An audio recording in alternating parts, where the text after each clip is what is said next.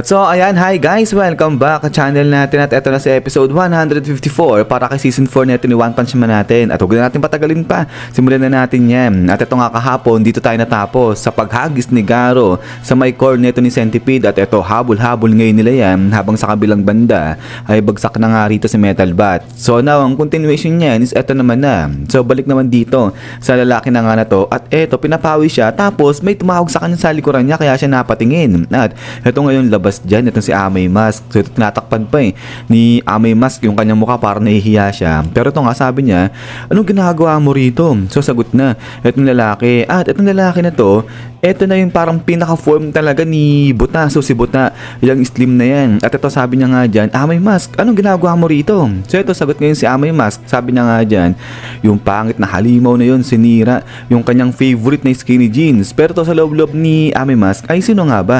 Itong kausap niya, taga-media raw ba yan? Paparazzi ba yan? Sabi nga ganyan. Pero ito ngayon, biglang dampot na ni Amay Mask itong malaking tela na nakalapag nga dyan sa may seg. Sabi niya nga dyan, teka lang, balak mo bang mag-camping dito? Sabi niya ganyan dito kay Buta. Hindi niya pa nga kasi alam na si Buta yan. At ito nga tuloy ni Amay Mask, dahil nasira itong kanyang pantalon, gagamitin niya muna itong tent ni Buta, emergency tent daw, sabi niya ganyan. So sabi ni Buta, sige okay lang. Pero sa loob-loob ni Buta, jacket ko talaga yan sabi niya ganyan. At din ito nga ngayon ay habang nag-aayos itong si Amay Mask, sabi niya dyan na sumama itong si Buta sa kanya at dadalhin niya yan sa ligtas na lugar. Pero ito nga nagkagalit dito itong si Amay Mask, sabi niya nga dyan, pag nakita niya yung pangit na halimaw na yung si Ugly, gagawin niya rin sa kanya kung ano yung ginawa niya rito sa kanyang pantalon. So kaya ayan, kailangan na nga raw bumalik kaagad dun sa labanan. Pero ito sa kabilang banda si Ugly tuloy, ito si Buta, nagugutom na siya. So kaya ito ngayon, bigla niyang kinain, ginataan ni Buta itong si Kampi, parang nakakatakot dito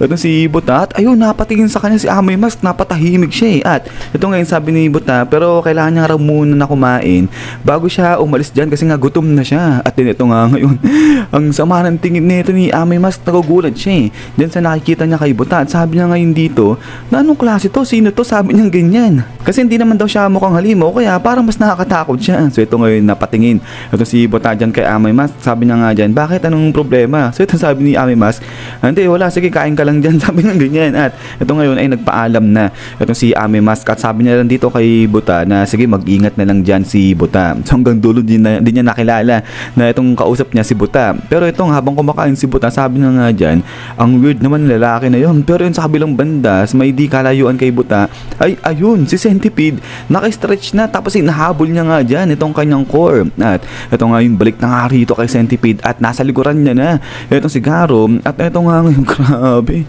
sobrang haba rito ni Centipede, talagang stretch na nga siya. At ito ngayon, bigla niya nang granab dyan itong kanyang core, so naabutan niya na yan. Pero ito nga, balik rito kay Garo dahil ito madaling-madali dyan.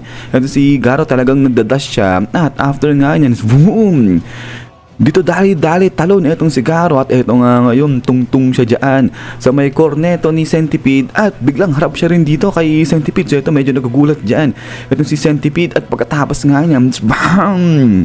Biglang talon dito na, nagdash ulit itong si Garo, at ayun, wasak dyan itong core ni Centipede. At ito nga ngayon, sigaw na itong si Garo at icha-chop niya itong si Centipede. So yun nga rito itong skull ni Centipede. At ito nga ngayon ay nung icha-chop na ni Garo itong si Centipede, ay sabi niya ang gagawin niya rito yung parang katulad sa paghati o pag-divide dun sa roof tile. At ito ngayon naalala niya yung time na itong si Silver Fang ay pinapahati nga sa kanila o pinapachop itong roof tile na to. So ito ngayon biglang nagrepresenta itong senior na to. So nakalimutan ko pangalan to, pa-comment lang guys. At sabi niya nga rito, gagawin niya yan kasi parang pagpapakita lang ba, kasi ano siya senior siya. So parang example, sabi ng ganyan. But yun nga dito, hinataw niya na yung roof tile, at after niya, Fang, wala nangyari, hindi umubra. Sabi nga dito ni Silver Fang, sasabihin niya pa rin daw sana dito na mag-ingat siya kasi ceramic itong tile na to. So itong iyak itong senior, sabi niya nga dyan, di naman sinabi kaagad ni Silver Fang, hindi nawawasak yan sabi niya ganyan. But then ito nga ngayon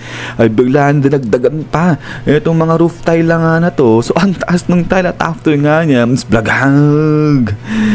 Si Garo, binanatay niya. Hinati niya nga dyan o chinap niya etong roof tile. At eto nga, nagulat si Senior. At eto ngayon, napakanga siya. At yun, si Silverfang tingin-tingin kay Garo. So ang angas ni Garo dito, yabang eh. Ngiti-ngiti lang siya dyan. At eto nga ngayon si Silverfang, tingin-tingin lang dito kay Garo. At pero ito, lapit si Silverfang. Sabi niya rito kay Garo na muntik na, malapit na, pero hindi pa rin, kulang pa rin. Kasi nga ito, may natitirang araw na isang tile. So yung tingin-tingin ni si Garo kasi nga hindi niya nabasag, hindi niya na-chop itong natitirang tile na to. So laging yung ganyan yata yung pinaka-last na roof tile, laging hindi yan nababasag kaagad eh. But din pagkatapos nga niya na ito back to present. At sabi nga ni Garo, pero ngayon and back, bigla na nga binanatan rito itong si Centipede. Sabi niya nga rito, I have reached the very pinnacle. At ito ngayon, bam, grabe, hati rito itong si Centipede. Kala mo kinidlatan siya rito. At eto nga ngayon, sila Saitama, nakikita na rin dun sa may itaas na parang kala mo nagliliwanag dyan. Itong si Centipede, so nagugulat. Itong si King sa nakikita niya. At pati itong mga reporter, nare-record din yung ginawa nga ni Garo dyan kay Centipede. At after nga niya, spam, grabe, hati rito itong si Centipede. At sabi nga ni Garo dito, naabot niya na yung pinnacle ng martial arts. At ito nga ngayon, boom, hala, sige, grabe, tuloy-tuloy pa rin dito itong si Garo. Talagang chop niya hanggang sa pababa eh.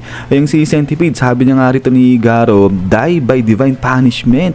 Sabi niya rito, no, sabi niya ganyan. At ito nga ngayon, bagsak dito itong si Centipede. So grabe, clean cut ni Garo itong dambuhalang Centipede na nga na to. At ito nga ngayon, babagsak na ito magkabila itong Centipede. At ito ngayon ay ikot-ikot dito itong si Garo. At ito nga ngayon, paglapag dito ni Garo, boom, grabe, ang ganda, ang lupit ng drawing ni Murata dito. Ang angas na itsura ni Garo dito. At ito nga, habang bumabagsak nga dyan itong dalawa tuloy itong nahating katawan ni Centipede. At sabi nga ni Garo dito, hindi divine punishment yung nangyari nga raw sa kanya kay Garo. Kung hindi, ito ay isang blessing dahil na perfect nga raw ni Garo na sa wakas itong kanyang sariling style. So ito, forma-forma dyan itong si Garo. At ito nga, parang umaapoy o umuusok dito itong kanyang fist. At after nga niya, spam, dito sabay biglang hampas pa ng alon ng tubig dito nga sa may bato-bato kung saan nakatayo si Garo. So ang lupit eh, talagang martial artist na martial artist yung datingan ni Garo dito. At pagkatapos nga niya, ito nga, hinga-hinga ngayon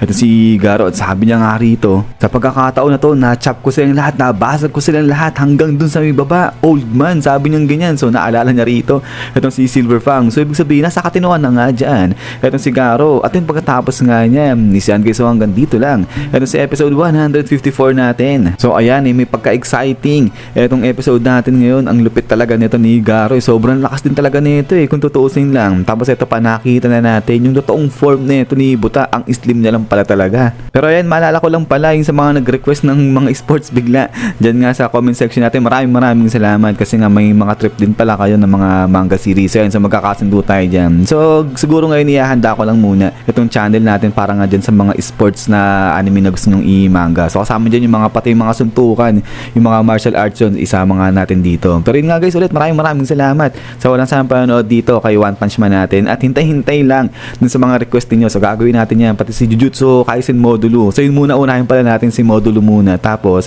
yung mga sports anime naman. So yun lang guys, ulit maraming salamat sa walang samang pagsuporta sa channel natin. So lagi mag-ingat, God bless niyo lahat at kita-kits tayo ulit.